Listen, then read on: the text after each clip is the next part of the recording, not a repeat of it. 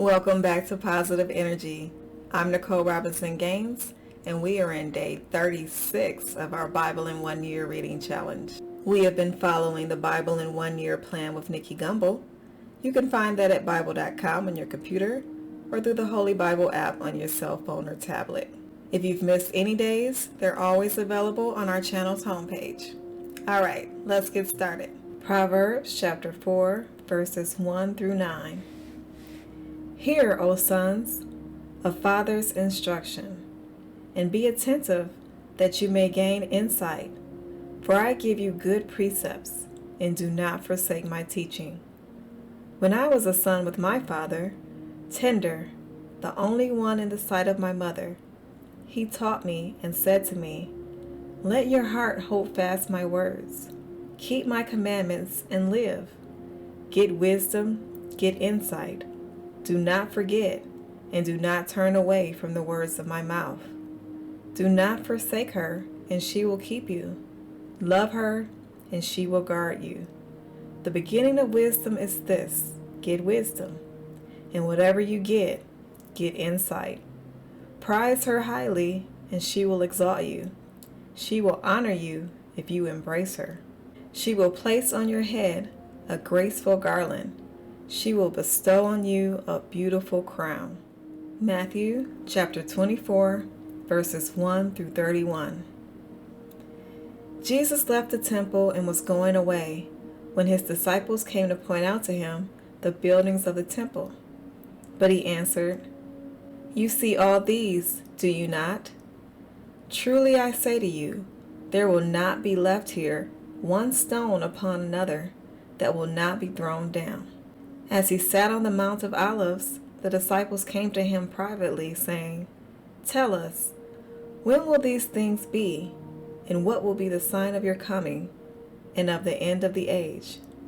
And Jesus answered them, See that no one leads you astray, for many will come in my name, saying, I am the Christ, and they will lead many astray. And you will hear of wars and rumors of wars. See that you are not alarmed, for this must take place, but the end is not yet. For nation will rise against nation, and kingdom against kingdom, and there will be famines and earthquakes in various places. All these are but the beginning of the birth pains. Then they will deliver you up to tribulation, and put you to death. And you will be hated by all nations for my name's sake. And then many will fall away and betray one another and hate one another. And many false prophets will arise and lead many astray. And because lawlessness will be increased, the love of many will grow cold. But the one who endures to the end will be saved. And this gospel of the kingdom will be proclaimed throughout the whole world as a testimony to all nations, and then the end will come. So when you see the abomination of desolation, spoken by the prophet Daniel, standing in the holy place, then let those who are in Judea flee to the mountains. Let the one who is on the housetop not go down to take what is in his house, and let the one who is in the field not turn back to take his cloak. And alas, for women who are pregnant, and for those who are nursing infant in those days. Pray that your flight may not be in winter, or on a Sabbath, for then there will be a great tribulation, such as has not been from the beginning of the world until now, no, and never will be. And if those days had not been cut short, no human being would be saved. But for the sake of the elect, those days will be cut short. Then if anyone says to you, Look, here is the Christ, or there he is, do not believe it. For false Christs and false prophets will arise, and perform great signs and wonders, so as to lead astray, if possible, even the elect. See, I have told you beforehand. So if they say to you, Look, he is in the wilderness, do not go out. If they say, Look, he is in the inner rooms, do not believe it. For as the lightning comes from the east and shines as far as the west, so will be the coming of the Son of Man. Wherever the corpse is, there the vultures will gather. Immediately after the tribulation of those days, the sun will be darkened, and the moon will not give its light, and the stars will fall from heaven, and the powers of the heavens will be shaken. Then will appear in heaven the sign of the Son of Man. And then all the tribes of the earth will mourn, and they will see the Son of Man coming on the clouds of heaven with power and great glory. And he will send out his angels with a loud trumpet call, and they will gather his elect from the four winds, from one end of heaven to the other. Job chapter 35. And Elihu answered and said, Do you think this is to be just? Do you say, It is my right before God? That you ask, What advantage have I? How am I better off than if I had sinned? I will answer you, and your friends with you. Look at the heavens and see, and behold the clouds which are higher than you. If you have sinned, what do you accomplish against him? And if your transgressions are multiplied, what do you do to him? If you are righteous, what do you give to him? Or what does he receive from your hand? Your wickedness concerns a man like yourself, and your righteousness a son of man. Because of the multitude of oppressions, people cry out. They call for help because of the arm of the mighty. But none says, Where is God my Maker? Who gives songs in the night? Who teaches us more than the beasts of the earth, and makes us wiser than the birds of the heavens? There they cry out, but he does not answer, because of the pride of evil men. Surely God does not hear an empty cry, nor does the Almighty regard it. How much less when you say that you do not see him, that the case is before him, and you are waiting for him. And now, because his anger does not punish, and he does not take much note of transgression, Job opens his mouth in empty talk. He multiplies words without knowledge. Job chapter 36. And Elihu continued and said, Bear with me a little, and I will show you, for I have yet something to say on God's behalf. I will get my knowledge from afar, and ascribe righteousness to my Maker. For truly my words are not false. One who is perfect in knowledge is with you. Behold, God is mighty, and does not despise any. He is mighty in strength of understanding. He does not keep the wicked alive, but gives the afflicted their right. He does not withdraw his eyes from the righteous, but with kings on the throne. He sets them forever, and they are exalted.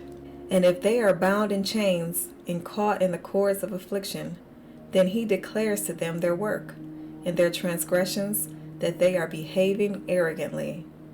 He opens their ears to instruction, and commands that they return from iniquity. If they listen and serve him, they complete their days in prosperity, and their years in pleasantness. But if they do not listen, they perish by the sword, and die without knowledge. The godless in heart cherish anger. They do not cry for help when he binds them. They die in youth, and their life ends among the cult prostitutes. He delivers the afflicted by their affliction, and opens their ear by adversity. He also allured you out of distress, into a broad place where there was no cramping. And what was set on your table was full of fatness, but you are full of judgment on the wicked.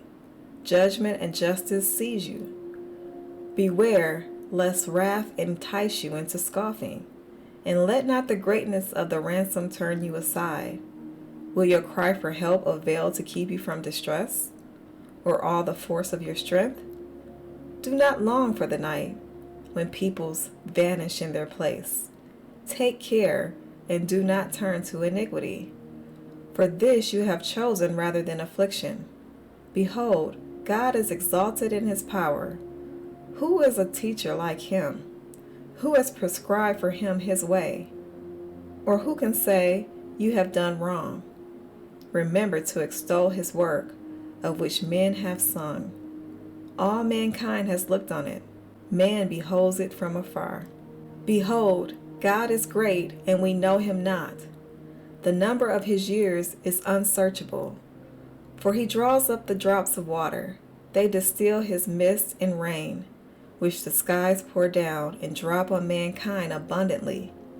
Can anyone understand the spreading of the clouds, the thunderings of his pavilion? Behold, he scatters his lightning about him, and covers the roots of the sea.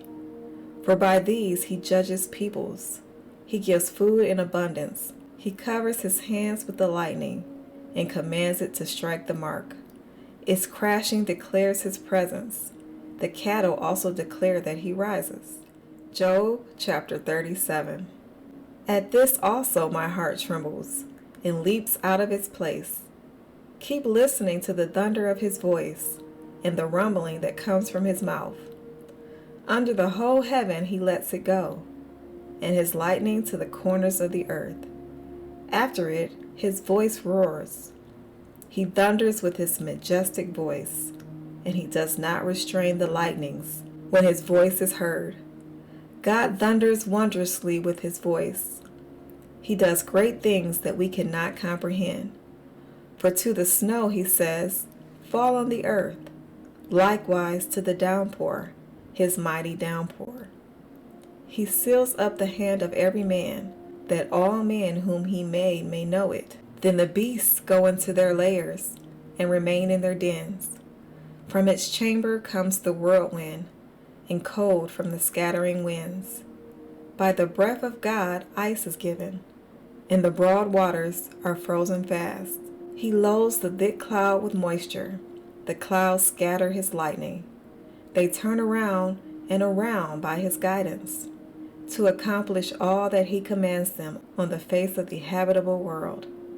Whether for correction, or for his land, or for love, he causes it to happen. Hear this, O Job. Stop and consider the wondrous works of God. Do you know how God lays his command upon them, and causes the lightning of his cloud to shine? Do you know the balancings of the clouds, the wondrous works of him who is perfect in knowledge? You whose garments are hot, when the earth is still because of the south wind.